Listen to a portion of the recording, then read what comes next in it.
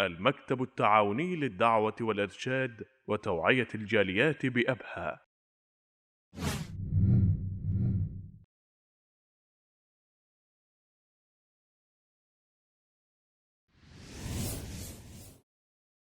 Assalamu alaikum.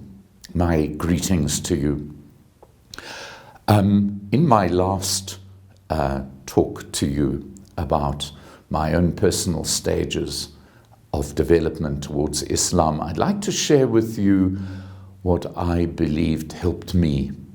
I think new Muslims, especially from very conservative, very strict families, need to be very, very careful. I think Muslims themselves are unaware of how difficult it is to announce to your family, announce to your friends, people that you've grown up with, people that you know well, people who accept you for who you are, or rather for who you have been, to suddenly accept that you have changed faith. And not only is it difficult for your own family, your own circle of friends to accept this, but also it is very difficult for Muslims to accept the fact that you have converted. Unfortunately, it is the mindset of human beings that the people that you are converting to, be it in faith, be it in citizenship, regard you as a hypocrite. And the people that you're converting from regard you as being a traitor. So in actual fact, you get criticism, you get critique, you get doubt cast your way, almost in quadraphonic. You get it from all sides. I think one has to follow one's own heart. Muslims believe that the word of Allah has been given to everyone, and it is deep within your heart. In your heart, you know whether you're doing the right thing or not.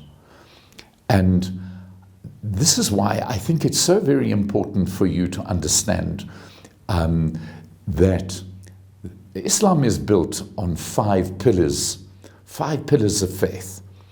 And the first pillar deals with the Shahada, dealing with there is but one God, and Muhammad is the seal, is the last of his prophets. The other one deals with fasting, Sawm, that you fast during Ramadan and you observe the strictures placed on you during that time. The other one is you remember Salah. Salah is your prayers 5 times a day. You perform those regularly, you do them as best you can.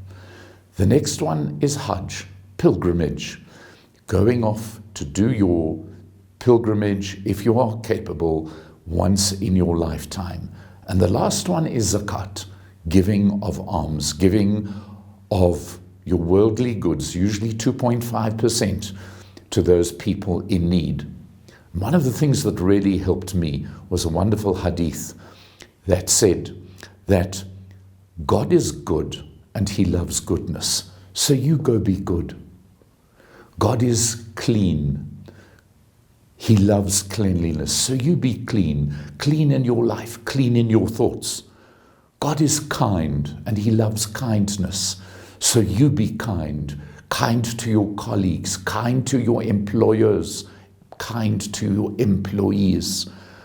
God is generous and he loves generosity. So be generous. Generous to your customers, generous to your parents, generous to your children, generous to the people that you meet. And you perfect who you are as a Muslim first, and stick to the 5 pillars of Islam.